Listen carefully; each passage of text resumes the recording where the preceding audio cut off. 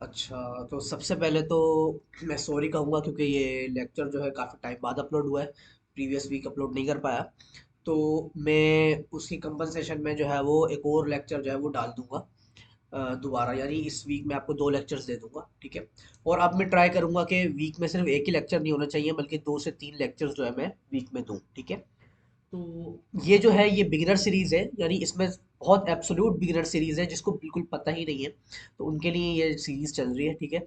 अच्छा, बाकी मेरी टेक्निकल एनालिसिस की जो सीरीज है वो मैं स्टार्ट कर दूंगा, ठीक है, बिल्कुल बिगिनिंग से। तो वो भी आप जो है वो यानी जिनको तो इन चीज़ों के बारे में पता है, यानी जो ट्रेडिंग कर रहे हैं, तो वो ताकि वो स्टार्ट कर सके, ठीक है। अच्छा, ये पार्ट 3 है हमारा एब्सोल्यूट बिगिनर सीरीज का, ठीक है। और पार्ट 2 में हमने क्या देखा था? हमने बेस करेंसी और कोड करेंसी डिस्कस कर ली थी। हमने पिप्स का डिस्कस कर लिया था। पिप्स क्या होते हैं? प्राइस मूव जो है वो प्राइस का जो मूव है हम किस चीज़ में मेजर करते हैं? पिप्स में मेजर करते हैं, ठीक है। टाइम फ्रेम्स हमने पढ़ लिए थे, ये टाइम फ्रेम्स क्या होते हैं, ठीक है। बेस करेंसी कोड करेंसी हमने पढ़ ली थी, ठीक है। और कैंडलस्टिक फॉर्मेशन भी पढ़ ली थी कि ये जो सेल कैंडल है और ये बाय कैंडल है, ये किस तरह से जो है वो फॉर्म हो रही है, ठीक है। ये हमने पिछले लेक्चर्स में देख लिए थे।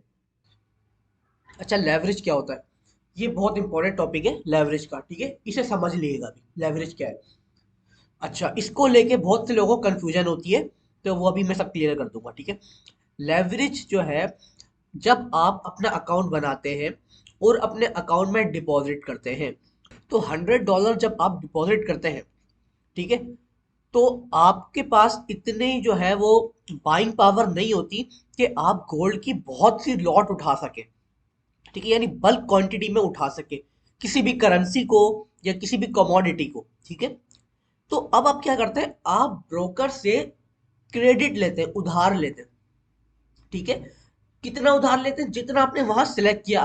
1:50 का मतलब है कि आपका अकाउंट जो है, मिसाल के तौर पे आपने $100 अपने डिपॉजिट किए, तो वो मल्टीप्लाई हो जाएंगे जितना आपने लेवरेज लिया। अगर 1:50 लिया तो 50 से, 100 लिया है तो 100 से, और अगर 1000 का लेवरेज लिया है तो आपके पास इतनी बाइंग पावर आ जाएगी, इतनी बाइंग पावर, यानी आपका अकाउंट अभी इतनी बाइंग पावर पे खड़ा है, $1,00,000 की बाइंग पावर पे, ठीक है।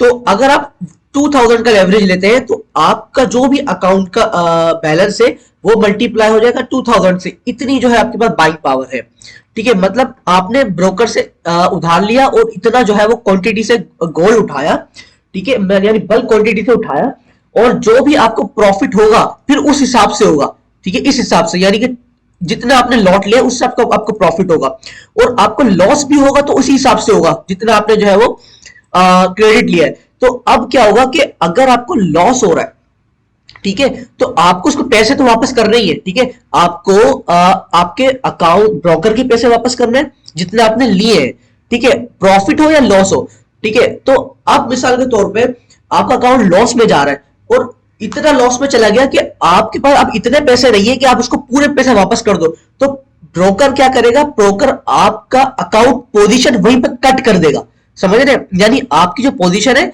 यानी जो आपके आपने होल्ड किया हुआ है वो बेच देगा ब्रोकर, और अपना सारा पैसा ले लेगा। इसको बोलते हैं अकाउंट वॉश हो जाना, यानी अकाउंट ब्लो हो जाना। आई समझ में बात? ठीक है, यानी आपका ब्रोकर जो है, आपने लेवरेज लिया हुआ है ना, तो आप उसके बाद आपको सारे पैसे उसको वापस करने हैं, ठीक है। ये नहीं है कि आपको लॉस होगा तो ज्यादा पैसे दो और प्रॉफिट हो गया तो वो भी नहीं, आप लॉस हो या प्रॉफिट हो आपको उतना ही पैसा उसको वापस करना है, ठीक है। अच्छा, स्प्रेड भी होता है, वो मैं अभी आपको क्या समझाता हूँ, थोड़ा आगे समझाता हूँ स्प्रेड क्या होता है। अभी फिलहाल हम लेवरेज की बात कर रहे हैं। अच्छा, एक एग्जांपल हम और ले लेते हैं इसके लिए, ठीक है, ताकि अच्छे से समझ आ जाए। देखें, मैंने 0.10 की लॉट ली, ठीक है, और मैंने मैंने जो है वो गोल्ड को जो है वो यहाँ से परचेज किया, इधर से यहाँ से परचेज किया, ठीक है, 37 से यहाँ से परचेज किया। अब जो है मेरा गोल्ड जो है नीचे आ जा रहा है, गोल्ड की प्राइस अब वो आ जा रहा है, आ जा रहा है, और मैं उसको बुक नहीं कर रहा, मैं उसको सेल नहीं कर रहा, ठीक है। वो अब मैं मजीद लॉस में जाता जा रहा हूँ, अब वो गोल्ड नीचे आता जा रहा है, मैं मजीद लॉस में जाता जा रहा हूँ, ठीक है।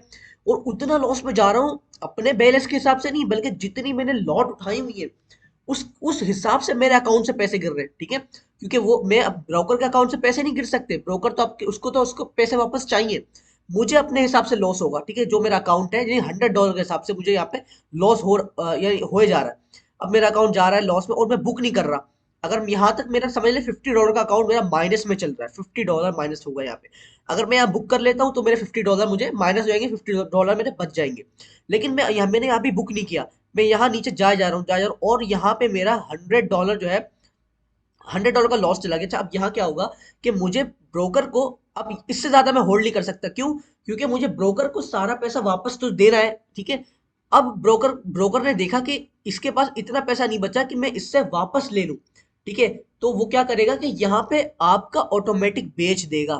यहाँ पे वो जो आपने होल्डिंग्स ली हुई है ना, वो यहाँ पे ऑटोमेटिक सेल कर देगा और आपका अकाउंट वॉश हो जाएगा। इसे बोलते हैं अकाउंट वॉश हो जाना, ब्लो हो जाना, क्योंकि आपने ब्रोकर को उसका पैसा उस हिसाब से वापस कर दिया है, ठीक है। अगर इससे ज्यादा लॉस में जाता, अगर आप होल्ड करते, ठीक है, और मजीद वो होल्ड जाता जाता, लेकिन आपका आप ब्रोकर को कैसे उस तरह वापस करते पैसे, ठीक है। और अगर यानी कि उसकी जो आपने इस पे उसने आपने उससे जो क्रेडिट लिया हुआ है, ठीक है, तो उसने देखा कि भाई ये मेरे को खतरा हो जाएगा मेरे पैसों को, कि अगर इससे ज्यादा, वो क्या करेगा, वो वहां पे आपका बेच देगा।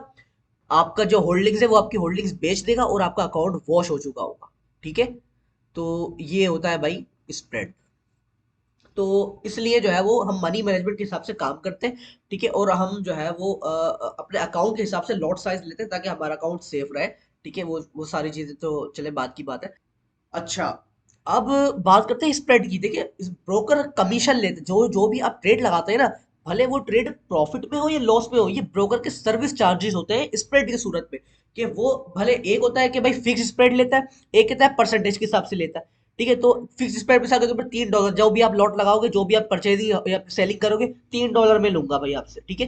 तो ये हो गया स्प्रेड, फिक्स स्प्रेड। एक होता है परसेंटेज वाइज कि भाई यानी जितना प्रॉफिट हुआ तो उसके परसेंटेज जो है वो मैं लूंगा। ये उसके चार्जेस होते हैं, ये जो सर्विस चार्जेस है ब्रोकर के, ठीक है। ये जो ब्रोकर आपकी जो है वो आपके ऑर्डर्स लगा रहा है, कलेक्ट कर रहा है, ठीक है, परचेजिंग सेलिंग कर रहा है, आपके ऑर्डर्स वहां तक पहुंचा रहा है, ठीक है। ये सारी चीजों के ब्रोकर्स को आप पे करते हो, ठीक है, परसेंटेज या फिक्स जो है वो स्प्रेड की सूरत में।